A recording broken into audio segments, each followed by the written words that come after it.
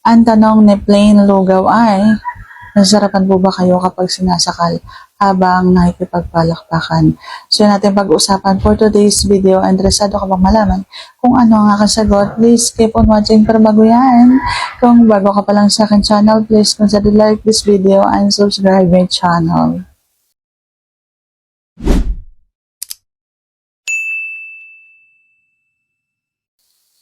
So, nasasarapan nga ba ako kapag halimbawang sinasakal ako? Ang sagot ko ay depende. Kapag halimbawang masarap yung ginagawa sa akin at yung sarap na yun yung nagpapalimot sa akin na nasasaktan ako kapag sinasakal ako.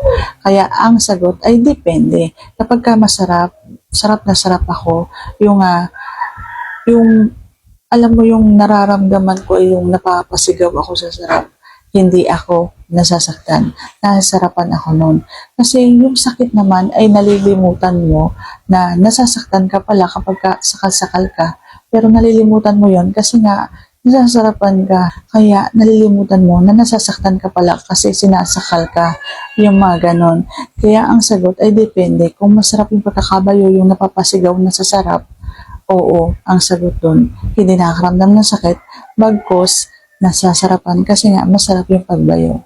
So, sana sagot ko na tama ang tanong. And if you like this video, please consider to like this video and subscribe my channel. Thank you for watching. See you on my next vlog.